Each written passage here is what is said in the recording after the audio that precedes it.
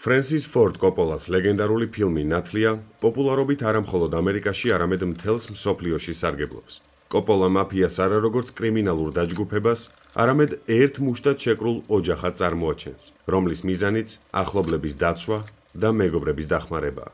ეს ყველაფერი ფილმში იტალიური ტრადიციების, ლამაზი ფრაზების, მდიდრული მანქანებისა და კოსტუმების ფონზე ხდება, მაგრამ როგორი იყო მაფიის ისტორია სინამდვილეში. სალამი, მე ირაკლი ვარ და დღევანდელ ვიდეოში ვისაუბრებ იმაზე თუ როგორია მაფია სინამდვილეში. რას წარმოადგენენ მაფიოზები? რა კოდექსებითა თუ წესებით ცხოვრობენ მაფიოზები? რატომ მოსწონთ კინემატოგრაფებს მაფიოზების ისტორიები და საბოლოო ჯამში, რატომ არის მაფია სხვა კრიმინალურ დაჯგუფებებთან შედარებით ყველაზე მეტად პოპულარული? მაფიის ისტორია საწყისებს იტალიიდან, კერძოდ კი კუნძული სიცილიიდან იღებს. სიცილია ხმელთაშუა ზღვის სავაჭრო გზების გადაკვეთაზე იმყოფებოდა და თავისი ისტორიის უმეტეს პერიოდში იგი დაპყრობილი იყო სხვადასხვა სახელმწიფოს მიერ.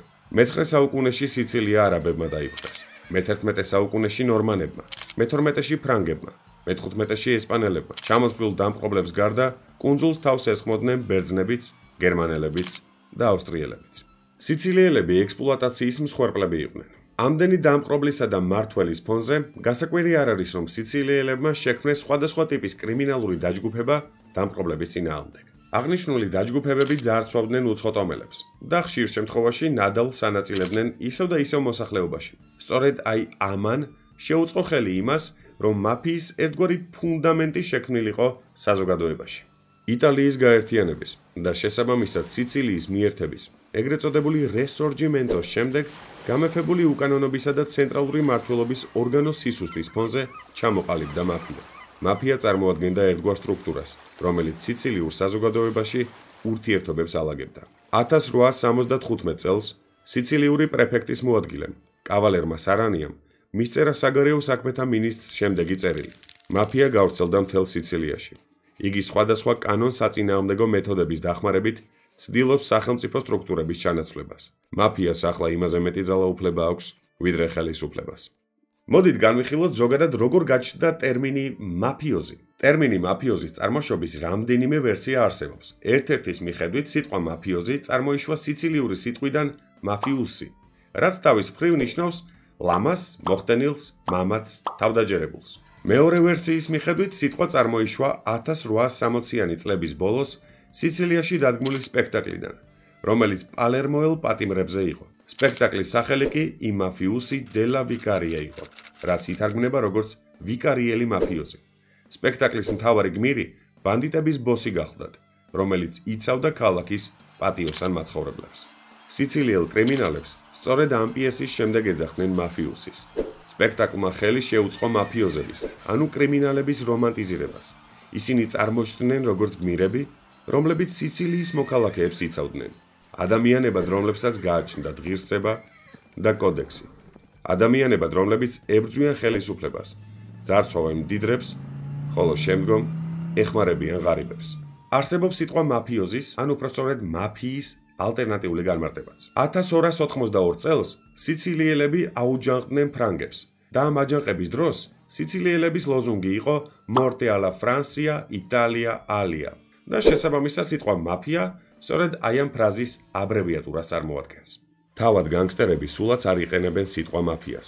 ისინი თავიანთ სინდიკატს ოჯახს უწოდებენ და გასათვალისწინებელია ისიც, რომ თითოეულ ოჯახს, თითოეულ სინდიკატს საკუთარი დასახელება აქვს. სიცილიური მაფიის სახელია კოზა ნოსტრა, რაც ითარგმნება როგორც ჩვენი საქმე. კალაბრიული მაფიის სახელი ნდრანგეტაა. სარდინიის კუნძულზე კი საკრა კორონა უნიტა. მაფია სიცილიაში რა თქმა უნდა ისწრაფოდა ძალაუფლებისკენ და გარდა ამისა ფულისკენ. და ის იმდენად კარგად იყო დაორგანიზებული, რომ ახერხებდა და რაღაცნაირად იჭერდა შუალედურს ჩრდილოვან სახელმწიფოს, კრიმინალურ დაჯგუფებასა და საიდუმლო ორგანიზაციას შორის. კუნძულზე ეკონომიკას, პოლიტიკასა და კრიმინალს შორის ზღვარი ფაქტობრივად გამქრალი იყო.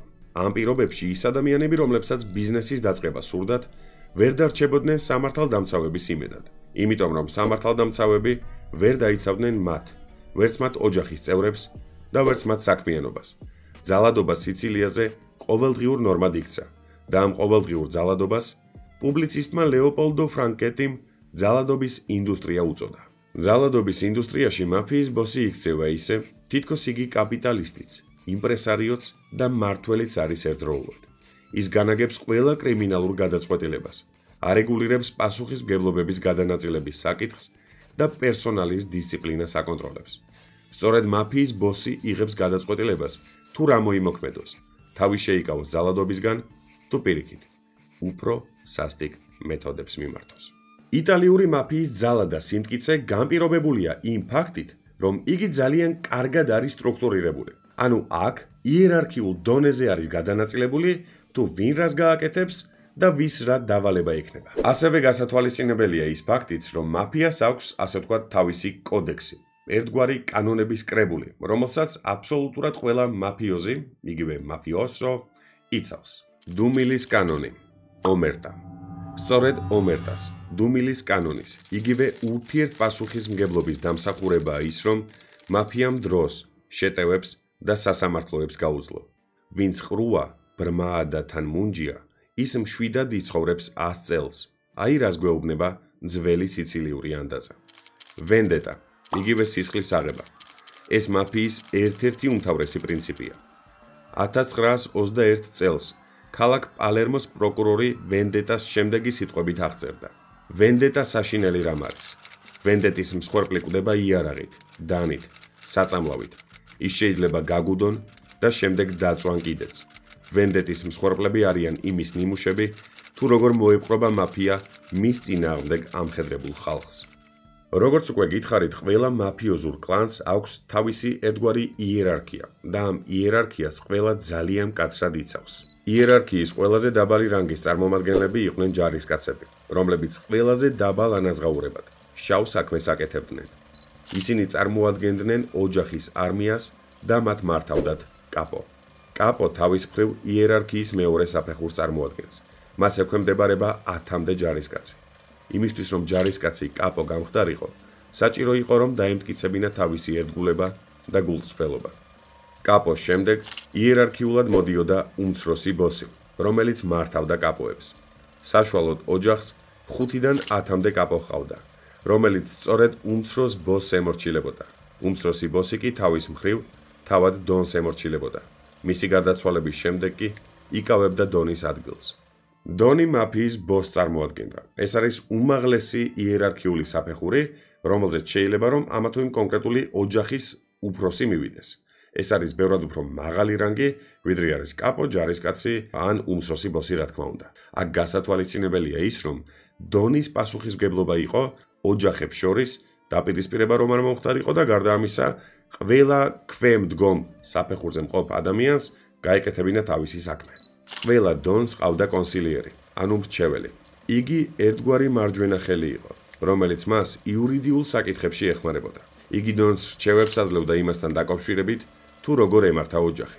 აი ნათლი მამას კი უწოდებდნენ ყველაზე ძლევამოსილი მაფიოზური ოჯახის უფროსს, რომელიც სხვა ოჯახების მიერ დაწყებულ ომსაც კი აჩერებდა საჭიროების შემთხვევაში. მაფიოზები თავს ძალიან კარგად, ძლევამოსილად და დაუმარცხებლად მიიჩნევდნენ, მაგრამ ეს ყველაფერი გაგრძელდა 1922 წლამდე, მანამ სანამ საჭადრაკო დაფაზე ახალი ფიგურა არ გამოჩნდა და ეს ფიგურა გახლდათ ბენიტო მუსოლინი. მუსოლინიმ ომი გამოუცხადა მაფიოზებს და ღია დაუპირისპირდა მათ. ახალ ხელისუფალს, ანუ ბენიტო მუსოლინის, არანაირად არ ჰქონდა იმის აუცილებლობა, რომ მაფიოზებთან რაიმე სახის კომუნიკაცია ჰქონოდა. მიზეზი ძალიან მარტივი იყო. იგი ფაქტობრივად თავად იყო მაფიოზი და თავად განაგებდა საკუთარ კრიმინალურ დაჯგუფებას.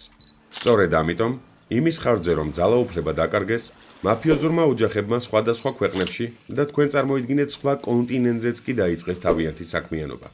მე-20 საუკუნის დასაწყისში 800,000-მდე იტალიელმა დატოვა სამშობლო და ამერიკის შეერთებული შტატების საზღვარს მიადგა. რა თქმა უნდა, მშვიდობიან და პატიოსან მოქალაქეებთან ერთად საზღვარი მაფიოზური დაჯგუფების წევრებმაც გადალახეს. იმის ხარჯზე, რომ მაფიოზების საქმიანობა სიცილიაზე კონტრაბანდასაც მოიცავდა, მათ ამერიკაში თავის დამკვიდრება არ გასჭირვებიათ. თავიანთი საქმიანობა კი ახალ მიწაზე, სწორედ პორტებით დაიწყეს და დროსთან ერთად არეალიც გააფართოვეს. 1919 წელს ამერიკის კონგრესმა მიიღო ეგრეთ წოდებული მშრალი კანონი. კანონი, რომელიც თავის მხრივ კრძალავდა ალკოჰოლური საშუალებების გაყიდვას და იტალიელებმა, რა თქმა უნდა, სიტუაციით ისარგებლეს. გასათვალისწინებელია ისიც, რომ სათამაშო ბიზნესიც სწორედ მაფიოზების ხელში იყო. პოლიციას უჭირდა სიცილიური მაფიის რიგებში მოხვედრა, რადგან შეგახსენებთ, რომ ომერტა მაფიოზური დაჯგუფებების ერთ-ერთი უმთავრესი წესი გახლდათ. იტალიელი მაფიოზების ფოტოებმა არამხოლოდ პოლიციელების დოსიეები, არამედ ჟურნალებიც ააჭრევა. იმ პერიოდის ერთ-ერთი ყველაზე ცნობილი მაფიოზი კი ალფონსო გაბრიელ კაპონე, უფრო ცნობილი როგორც ალ კაპონე გახლდათ. ის უკვე 26 წლის ასაკში იყო მაფიოზური დაჯგუფებების ლიდერი და მისი საქმიანობა მოიცავდა ნარკოტიკული საშუალებების გასაღებას, სათამაშო ბიზნესს, ალკოჰოლური სასმელის კონტრაბანდას და ფულის გათეთრებას. არ ვიცი იცით თუ არა, მაგრამ სწორედ ალ კაპონეს დამსახურებაა ის ფაქტი, რომ ფულის გათეთრებას ვეძახით. და ახლა მოგიყვებით, რატომ ვეძახით ფულის გათეთრებას. იმის გამო, რომ უკანონოდ ნაშოვნი ფულის ხარჯვა მარტივი ამბავი არ იყო და პრობლემებთან იყო დაკავშირებული, ალ კაპონემ შექმნა სამრეცხაოების ქსელი, რომელშიც მომსახურება ძალიან იაფიღირდა. კლიენტების რაოდენობის დათვლა კი შეუძლებელი გახლდათ. სწორედ ასე, სუფთა შემოსავალი ამ სამრეცხაოებიდან ერეოდა არალეგალური საქმიანობით ნაშოვნ ფულს და ალ კაპონე ახერხებდა თავისი ოჯახის წევრებთან შემოსავლის განაწილებას და ამ ფულით კრიმინალური საქმიანობის გაგრძელებას. მაგრამ მიუხედავად ამისა, ამერიკის შეერთებული შტატების შემოსავლების სამსახურმა ფაქტობრივად შეუძლებელი შეძლო და მათ 1931 წელს ალ კაპონეს 11 წლით თავისუფლების აღკვეთა მიუსაჯეს. მიზეზი გადასახადების გადაუხდელობა იყო. თუ ალ კაპონე ერთ-ერთი ყველაზე ცნობილი მაფიოზია, ნაკლებად ცნობილი, მაგრამ მნიშვნელოვანი მაფიოზის არხსენება ამ ვიდეოში ნამდვილად დანაშაული იქნება. საუბარი მაქვს ჩარლზ ლაკი ლუჩიანოზე, რომელმაც საკუთარი ბოსის მოკლა დააორგანიზა და შემდეგ მისი ადგილი დაიკავა. ლაკი ლუჩიანომ ორგანიზებულ დანაშაულს ახალი ელფერი შესძინა. მან შეძლო და შრომის გადანაწილების ხარჯზე შემოსავალი რამდენჯერმე გაზარდა. შექმნა განსაკუთრებული ორგანიზაცია, მკვლელობების კორპორაცია, რომელიც თანამშრომლობდა იმ კრიმინალებთანაც კი, რომლებიც სულაც არ იყვნენ იტალიელები. ლაკი ლუჩიანოს კრიმინალური დუეტი ებრაელ ბუღალტერთან, მეიერ ლანსკისთან იმდენად კარგად დაეწყო, რომ წლების განმავლობაში საშემოსავლო სამსახური ვერაფერს ახერხებდა მათ წინააღმდეგ. საინტერესოა, რა ასაკეთებდა მაფია მეორე მსოფლიო ომის პერიოდში. მაგალითისთვის, ინგლისელები დაუკავშირდნენ სიცილიელ ბარონებს და დიდგვაროვნებს, მაგრამ ამან მაინც და მაინც არ გაამართლა, ხოლო ამერიკელებმა ითანამშრომლეს მაფიოზებთან. ამ პერიოდისთვის ლაკი ლუჩიანო უკვე ციხეში იჯდა და ამერიკელებმაც სწორედ მას მიმართეს დასახმარებლად. მართალია არანაირი წერილობითი დოკუმენტი არ არსებობს, მაგრამ მიუხედავად ამისა, თუ ამერიკელი ჯარისკაცებით სავსე გემი შეძლებდა ლაკი ლუჩიანოს კონტაქტების დახმარებით სიცილიის სანაპიროებზე მისვლას, მაფიოზები მოქმედების სრულ თავისუფლებას. ლაკი ლუჩიანო კი თავისუფლებას მიიღებდა. ამერიკელი მწერალი ნორმან ლუისი ასე აღწერს ამ ოპერაციას. გასაკვირი არაა, რომ ამერიკელებს მაფიოზებმა გაუწმინდეს გზა და ისინი უპრობლემოდ მიადგნენ სიცილიას მაშინ, როცა ინგლისელები და კანადელები ეტნას ფერდობებზე იბრძოდნენ.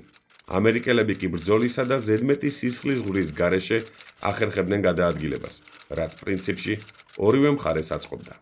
ერთ თვეზე ნაკლებ დროში სიცილია მოკავშირეების ხელში გადავიდა.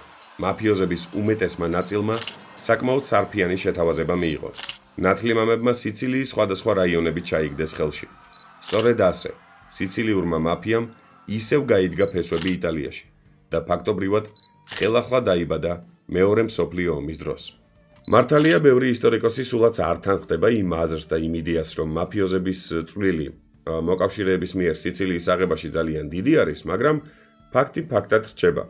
ამერიკელებმა განსხვავებული მეთოდები გამოიყენეს და სიცილია ფაქტობრივად უსისხლო დაიღეს. ლაკი ლუჩიანო 1946 წელს გაანთავისუფლეს, მასთან ერთად მისი თანამზრახველებიც, თუმცა მას წაუყენეს პირობა, რომ ამერიკის შეერთებული შტატების ტერიტორიას სამუდამოდ დატოვებდა. სწორედ ასე, ლაკი ლუჩიანო იტალიაში გადაიხვეწა. სანამ მაფიოზების ისტორიის მოყოლას გავაგზავნებდე, მანამდე თხოვნა მექნება, რომ დაალაიქოთ ეს ვიდეო, არხი გამოიწეროთ, თუ ამ ვიდეოს გააზიარებთ, ძალიან გამახარებთ და რაც შეეხება მაფიოზებს, ერთ პატარა დეტალს მინდა რომ ხაზი გაუსვა. ლიტერატურა, ისევე როგორც კინემატოგრაფია, მაფიოზებს რაღაც რობინ ჰუდებად წარმოაჩენს, რომლებიც ნარკოტიკულ საშუალებებს არ ეკარებოდნენ, არ იყვნენ ნარკოტიკული საშუალებების გაყიდვით დაკავებული და ასე შემდეგ. ალბათ ხვდებით, რომ ეს ყველაფერი ასე ნამდვილად არ იყო. 10 ნარკომოვაჭრიდან 9 იტალიურ პიცერიაში აყავდათ. გაგიკვირდებათ და პიცერიები, რომლებშიც მარგარიტა და 4 ყველის პიცა კეთდებოდა, ერთგვარ ჰეროინისა და კოკაინის ტრანსნაციონალურ სავაჭრო ჰაბად გადაიქცა. 1982 წლამდე მაფიოზები მთლიანი ჰეროინის სავაჭრო ბიზნესის დაახლოებით 80%-ს მართავდნენ. სიცილიაზე გადარიცხული თანხები ყოველწლიურად $100 მილიონ აღემატებოდა. კოზა ნოსტრა იმაზე უფრო მდიდარი და ძლევამოსილი გახდა, ვიდრე ოდესმე იყო. სამართალდამცავები და სახელმწიფო რა თქმა უნდა ყოველთვის ებრძოდა სიცილიურ მაფიას. თუმცა გამოსარჩევი არის 2 ადამიანი, რომლის გვარსაც დღემდე პალერმოს აეროპორტი ატარებს. ესენი გახლავთ პროკურორი ჯოვანი ფალკონე და მისი თანაშემწე პაოლო ბარსელინო. ისინი ყველანაირად ეცადნენ, რომ სიცილია მაფიოზებისგან გაეთავისუფლებინათ. 1980 წელს ფალკონეს მიერ დაკითხულმა მაფიოზური დაჯგუფების წევრმა დაარღვია ომერტას, ანუ გაუთქმელობის კოდექსი. შეგახსენებთ, რომ ომერტას, ანუ გაუთქმელობის კანონის დარღვევის შემთხვევაში მაფიოზები კლავდნენ ჩამშვებს. სწორედ ამიტომ ფალკონემ ხელისუფლებას თხოვა, რომ იმ ადამიანებს, რომლებიც დაარღვევდნენ ომერტას კანონს, დაცვა ყოლოდათ. ამის დახმარებით ფალკონემ დაამტკიცა, რომ მაფიის დამარცხება რეალურად შესაძლებელია. ფალკონეს ერთ-ერთი ყველაზე წარმოუდგენელი მიღწევა ისაა, რომ ომერტას კანონის მხოლოდ ერთი დამრღვევი კრიმინალის დახმარებით შეძლოდა 342 დამნაშავე დაიჭირა, რომელთა ჯამური სასჯელი 2665 წლით თავისუფლების აღკვეთა იყო. მაფიამ რა თქმა უნდა არ დააყოვნა და 1992 წელს ჯოვანი ფალკონე მეუღლესთან ერთად აეროპორტიდან ქალაქისკენ მიმავალ გზაზე მანქანაში ააფეთქეს. ამან კოზა ნოსტრას ლიდერების დაჭერა გამოიწვია. მათ ქონება ჩამოართვეს. ზოგიერთი მათგანის სახლი სკოლად, საავადმყოფოდ ან ბავშვთა სახლად გადააკეთეს. საინტერესოა, რომ მილანში პარალელურ რეჟიმში მიმდინარეობს ანტიკორუფციული მსვლელობები. ეს იყო ერთგვარი პროგრამა, რომლის სახელწოდებაც გახლდათ სუფთა ხელები და სწორედ ამ პროგრამის დახმარებით 20,000-ზე მეტი სახელმწიფო სტრუქტურაში მომუშავე ადამიანი სასამართლო დარბაზში აღმოჩნდა. დაკითხვის სკამზე მისტერ იტალია, ჯულიო ანდრეოტიც აღმოჩნდა, რომელიც თავისი პოლიტიკური კარიერის განმავლობაში 7 სხვადასხვა უწყების მინისტრი იყო. მრავალწლიანი სასამართლო გამოძიების შემდეგ მას თავისუფლების 20 წლამდე ვადით აღკვეთა მიესაჯა, მაგრამ ასაკის გამო ციხეში ჯდომა არ მოუწია. ოპერაცია სუფთა ხელები ერთ-ერთი ყველაზე კარგად მოქმედი ანტიკორუფციული მოძრაობა იყო, რომელმაც იტალიის პოლიტიკური სამყარო ახლებურად აამუშავა. იტალიაში დღემდე აგებენ სხვადასხვა ძეგლებსა თუ ობელისკებს მაფიის მსხვერპლების საპატივცემულოდ. ერთ-ერთი ყველაზე ცნობილი პალერმოს ობელისკია, რომელიც სიმბოლურად იმ ადამიანებს განასახიერებს, რომლებიც მაფიის მსხვერპლები აღმოჩნდნენ. ყველაზე შემზარავი კი ისაა, რომ ობელისკს დღესაც ემატება ხოლმე ახალ-ახალი სურათები, რაც იმას ნიშნავს, რომ მაფიოზები დღემდე არსებობენ და დღემდე არიან დაკავებული თავიანთი შაუბნელი საქმეებით. ვიცი, რომ ზოგადად მაფიის თემატიკა ძალიან საინტერესო არის თქვენთვის. იმედი მაქვს, რომ კარგად გამომივიდა ამ ვიდეოში რაღაც მაფიის ისტორიის შეფუთვა. ძალიან დიდი მადლობა ყველას მხარდაჭერისთვის, ყველას ძალიან დიდი მადლობა ლაიქებისთვის. მართლა გამიხარდება თუ ამ ვიდეოს გააზიარებთ სოციალურ ქსელებში. და თუ თქვენთვის საინტერესო იქნება, იმის გათვალისწინებით, რომ მაფია არის ერთ-ერთი ყველაზე წარმატებული პროექტი ქართულ YouTube სივრცეში და მას დაემატა იაკუძა, ერთ-ერთი პერსონაჟი. თუ თქვენთვის საინტერესო იქნება, იაკუძაზეც ჩავიწერ მსგავსი ტიპის ვიდეოს, უბრალოდ კომენტარებში გამოუშვით მხარდაჭერა, გულები და ეგ არის რა. დღეისათვის სულ ეს იყო. Peace.